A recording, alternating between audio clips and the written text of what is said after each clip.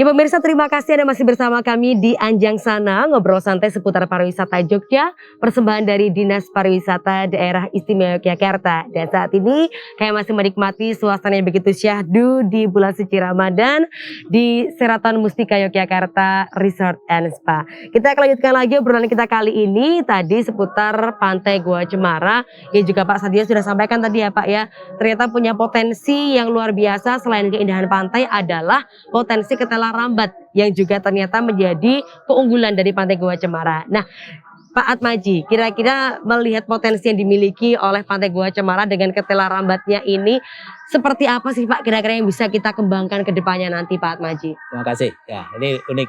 Jadi wisata Pantai Gua Cemara memang punya keunikan ya. Ya. Jadi yang terutama karena di sepanjang pantainya itu tumbuh cemara.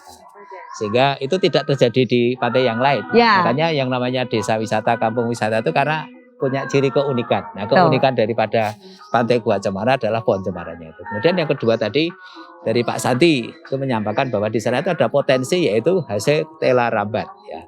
Yang menurut kami itu memang sangat potensial, dan saya juga pernah merasakan Pak membeli. Ya. Oke. Jadi gini, dalam rangka peningkatan nilai ekonomi atau nilai tambah dari suatu bahan yang melimpah tetapi di sana masih bernilai ekonomi rendah, itu pemerintah juga punya upaya-upaya. Yaitu melalui pelatihan-pelatihan. Misalnya di Dinas Tenaga Kerja itu ada pelatihan terkait dengan masak-memasak. Ya, namanya pelatihan mobil keliling, keterampilan keliling ya. Pelatihan keterampilan keliling itu artinya bahwa instruktur itu datang ke lokasi, bukan peserta yang diundang ke satu tempat, tapi instrukturnya datang. Jadi bisa di pendoponya Gua Cemara itu Pak kalau misalnya pelatihan. Dan itu pelatihannya cukup lama, ya, karena memang harapannya itu setelah lulus atau selesai dari pelatihan itu tidak hanya menjadi nosewu, tidak hanya sebagai tukang masak, tetapi dia menjadi juragan, menjadi bos catering atau apa gitu. Maka menu-menu yang diolah itu juga menu-menu yang luar biasa menurut kami. Jadi tadi disampaikan, saya ketela rambat, di sana melimpah, tapi nilai ekonominya rendah. Ini chef, karena nanti yang instrukturnya itu kan chef-chef dari bintang 5 yang ada di Jogja, jadi bukan sembarangan. Jadi dia bisa menaikkan nilai tambah itu dengan berbagai macam masakan. Namanya mau dibikin apalah, jadi dibuat inovasi kue, baru jadi ya Pak ya. Roti, jadi apa itu, sehingga kalau dilihat ini banyak. Bahan dasarnya ketela loh, nggak ngerti. Tapi harganya sudah sangat luar biasa. Nah, ini ada ya seperti itu. Ini upaya-upaya daripada Dewan untuk bekerja sama dengan suatu OPD tertentu untuk bisa melakukan pelatihan-pelatihan itu terkait dengan apa yang ada di masyarakat. Itu tidak hanya ketela, saya melihat di sana itu saya sudah hanya ketela. Tapi memang yang banyak ketela Pak. Itu ciri khasnya adalah ketela di pasir ya Pak ya, namanya ketela pasir. Jadi beda dengan yang di tanah, memang agak beda. Nah ini memang melimpah ya. Nah, makanya di sepanjang Pantai Gua Cemara itu juga ada pasar, yang tidak kalah pentingnya memang ada para pedagang itu menjajakan ketela rambat itu. Nah, ini salah satu upaya adanya pelatihan. Kemudian juga kadang-kadang ada pelatihan yang hanya, kalau yang saya katakan tadi mobil training itu tadi 35 hari Pak. Jadi sehari itu kadang-kadang bisa 2 resep. Bayangkan kalau 35 hari itu sehari 2 resep, itu sudah 60 lebih resep. Betul. Nah, yang 5 hari itu untuk manajemen itu. Nah, ini bisa mengolah dari apa yang ada di sana. Mungkin mohon maaf, pisang uter kalau di kampung kita itu kan pisang uter itu kan masih sangat nilainya, orang itu kan jarang mau. Tapi dengan sentuhan chef-chef dari hotel berbintang itu dia bisa menjadi nilai ekonominya tinggi. Kemudian kalau di kampung itu masih banyak, mohon maaf itu yang polo kependem itu Pak, ada bili, ada bulu, ada uwi, ada gadung. Ubi-ubian ya Pak ya. Dengan sentuhan para chef itu, karena saya pernah ngikuti ya, sebentar itu saya pas istilahnya menyaksikan ibu para peserta itu dia mengikuti pelatihan, chef atau instruktur itu mempraktekkan itu memang hasilnya sangat luar biasa. Saya tanya ini bahan makanannya, bahan dasarnya apa? Loh Bapak nggak tahu ini bahan dasarnya apa Pak? Ini bahan dasarnya ketela. Nah, jadi upaya-upaya adalah dalam meningkatkan nilai ekonomi satu bahan tertentu yang di sana melimpah. Dan ini bisa terjadi beda-beda di daerah-daerah itu. Mungkin di Gua Cemara itu ketela rambat, tapi di daerah lain bisa ya. Artinya memberikan nilai tambah pada potensi yang dimiliki ya Pak ya. ketika mungkin kemarin sekedar menjual ketela saja, Iya. tapi bagaimana ternyata dari ketela ini bisa diolah menjadi suatu makanan inovasi baru yang memiliki nilai jual Iya, lebih nilai tinggi jual lagi. yang lebih tinggi. Oke, baik. Wah, ini jadi PR juga ini ya Pak Satio ya untuk kita bersama ya. Mungkin dari Pak Jo bagaimana kira-kira Pak? Karena kalau kita lihat juga kan wisata di Kabupaten Bantul ini punya karakteristik ya Pak ya. Termasuk juga kalau kita melihat Pantai Gua Cemara ternyata punya karakteristik dengan pertaniannya yang ada di kawasan pantai, kemudian juga dengan konservasi penyunya. Dari Dinas Pariwisata ada nggak Pak mungkin treatment khusus atau mungkin upaya khusus yang dilakukan untuk mengembangkan potensi yang dimiliki di Bantul khususnya di Pantai Gua Cemara ini Pak Jo? Oke, ya sebenarnya pantai-pantai di Bantul itu kan sepanjang 14,5 kilometer ya. Oke. Itu masing-masing mempunyai karakteristik sendiri-sendiri. Ya.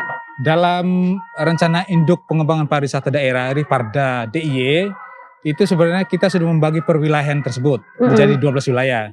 Salah satunya di Bantul itu yang kita namakan perwilayahan Parangtritis, Depok, Waru dan sekitarnya. Berarti termasuk juga di Pantai Gua Cemara. Di Pantai Gua Cemara ini sendiri kalau dalam Riparda kita menetapkan sebagai rekreasi keluarga. Baik. Tetapi di Pantai Gua Cemara secara khusus itu sebagai konservasi penyu. Tetapi dia mempunyai keunikan lain ya, bahwa ada Gua Cemaranya, cemara yang membentuk gua sehingga disebut Pantai Gua Cemara itu ya. Setelah itu ada konservasi penyu dan ada itu tadi, ada tela rambat ya. Nah, ini semua sebenarnya menjadikan destinasi di Pantai Gua Cemara ini lebih bervariasi ya. Artinya bahwa orang ke situ bisa menikmati beberapa keunikan atau beberapa wisata sekaligus. Termasuk di tadi itu bahwa ada tela rambat yang saya pernah ke sana juga membeli itu tela rambat juga. Itu seperti sampaikan Pak Atmaji tadi, kalau misalnya kita cuma beli tela rambatnya aja, itu kan sebenarnya nilainya tidak seberapa. Tapi gimana caranya untuk memberikan edit value-nya, nilai tambahnya.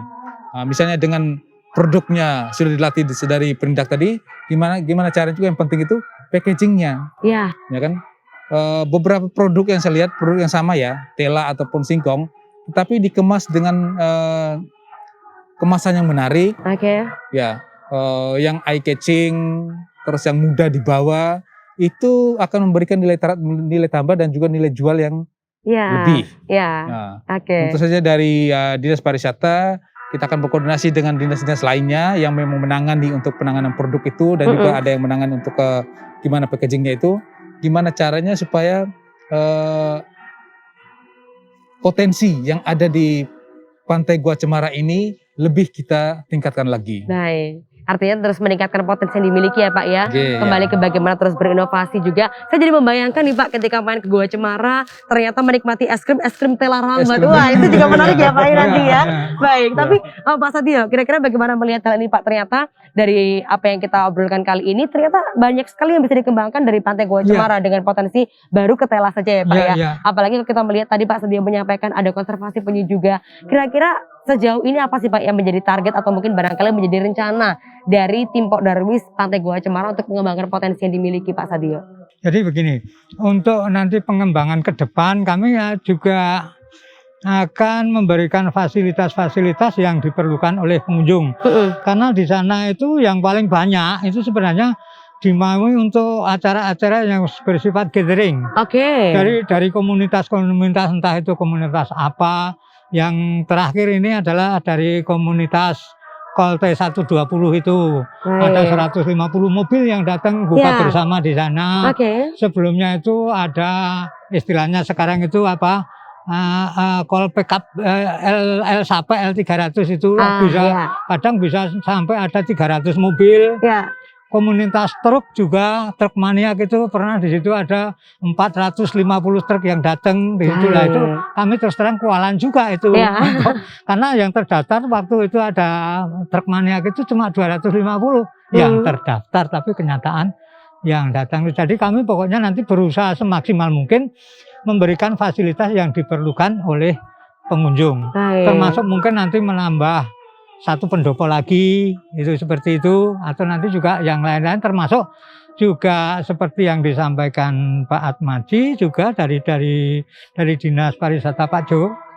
Itu nanti karena juga kami juga didukung dari beberapa universitas yang mengadakan pelatihan-pelatihan pada awalnya dulu. Baik. Tapi memang akhir-akhir ini agak kendor mungkin sesuai dengan kondisi yang ada. Ya. Jadi mereka perguruan tinggi yang ada di Yogyakarta itu banyak yang